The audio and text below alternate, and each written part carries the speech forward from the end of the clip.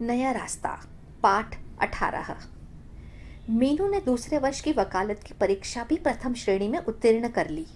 अब तीसरे वर्ष की परीक्षा के लिए वह कठिन परिश्रम कर रही थी। उसने सफलता की मंजिल तक पहुंचने के लिए दूसरी सीढ़ी पार कर ली। तीसरी सीढ़ी पार करने के लिए उसे कठिन परिश्रम करना था। आजकल उसके कॉलेज में खेलकूद प्रतियोगिताएं चल रही थी। मीनू ने उन प्रतियोगिताओं में भाग नहीं लिया था और कॉलेज में पढ़ाई भी नहीं चल रही थी। उसने सोचा कि आज नीलिमा के घर जाकर मिल आऊं।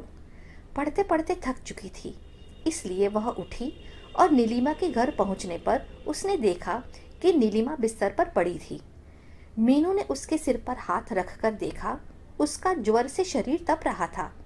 उसके पति सुरेंद्र जी उसकी दवाई लेने गए थे। घर में उस समय कोई नहीं था। उस नन्हे अनूप को रोता देखकर नीलिमा कंपकपाती आवाज में मीनू से बोली, मीनू, अनूप को मेरे पास लिटा दो, बहुत देर हो गई है रोते रोते। मीनू ने अनूप को नीलिमा के पास न लेटाकर पालना हिलाकर ही उसे पालने में सुला दिया। इतने में ही सुरेंद्र जी नीलिमा की दवाई लेकर आ गए। मीनू को देखकर सुरेंद्र जी को लगा कि अब वे कुछ समय के लिए नीलिमा के पास मीनू को बिठाकर अपनी फैक्ट्री देखने के लिए जा सकेंगे। उन्होंने पहले नीलिमा को अपने हाथ से दवाई पिलाई और फिर मीनू से आग्रहपूर्ण स्वर में बोले, मीनू, तुम जितनी देर यहाँ नीलिमा के पास बैठी हो उतनी देर में मैं फैक्ट्री देखाऊं। मीनू ने यह बात सहज स्वीकार कर ली। मीनू नीलिमा के पास पलंग पर ही बैठ गई। सुरेंद्र जी फैक्ट्री चले गए थे। नन्हा अनूप अभी पालने में ही सो रहा था। मीनू को लगा कि नीलिमा तीव्र ज्वर से पीड़ित है, इसलिए उससे बातें करना उचित नहीं। उसने पास पड़ी एक पत्रिका उठाकर पढ़नी शुरू कर दी। नीलिमा को दवाई मिलने से कुछ आराम हुआ और उसे झपकी आ गई। मीनू उस पत्रिका को पढ़ने में व्यस्त रही। आधा घंटा नींद लेने के बाद चौंककर नीलिमा की आंखें खुली।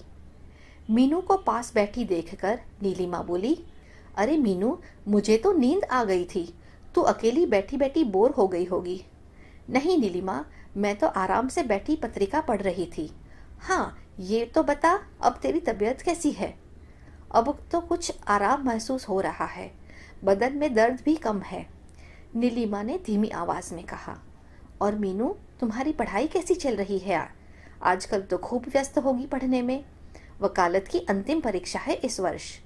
हाँ नीलिमा, अभी तक तो दोनों वर्ष की परीक्षा में मैंने प्रथम श्रेणी में ही उत्तीर्ण की है।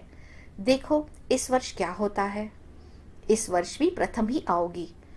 जो इंसान परिश्रम करता है उसे उसका फल अवश्य मिलता है। और हाँ मीनू, पिछले महीने अशोक भैया अमेरिका चले गए हैं। अभी 2 वर्ष के लिए ही गए हैं। क्या अमेरिका पढ़ने के लिए गए हैं? हाँ, अभी तो पढ़ने के लिए गए हैं, परंतु वहां जाने के बाद कौन लौट कर आता है? सब वहीं बस जाते हैं। मीनू ने अपने भाव व्यक्त करते हुए कहा, परंतु मैं तो इस पक्ष में जरा भी नहीं हूँ। हमारी भारत सरकार हमारी पढ़ाई पर कितना पैसा खर्च करती है और चंद पैसों के कारण विदेशों में जाकर बस जाए। यदि सभी बुद्धिजीवी विदेशों में जाकर बस जाएंगे तो हमारे देश की उन्नति किस प्रकार संभव हो सकेगी? मीनू की बात का समर्थन करते हुए नीलिमा बोली, तुम ठीक कहती हो मीनू, परंतु इन बातों को सब कहाँ समझते हैं। अभी उन दोनों का वार्तालाप चल ही रहा था कि इतने में नन्हे अनूप ने रोना शुरू कर दिया। मीनू ने अनूप को अपनी गोद में उठाया और खड़े होकर घुमाने लगी। तभी सुरेंद्र भी फैक्ट्री से वापस आ गए। मीनू को यहाँ आए कई घंटे हो चुके थे। जैसे ही उसकी दृष्टि घड़ी पर गई, वह एकदम उठ खड़ी हुई। नीलिमा ने उससे कहा, सुरेंद्र जी छोड़ आएंगे। परंतु नीलिमा की तबीयत ठीक नहीं थी, इसलिए उसने नीलिमा को अकेले छोड़ना उचित न समझा और वह स्वयं ही हॉस्टल चली गई।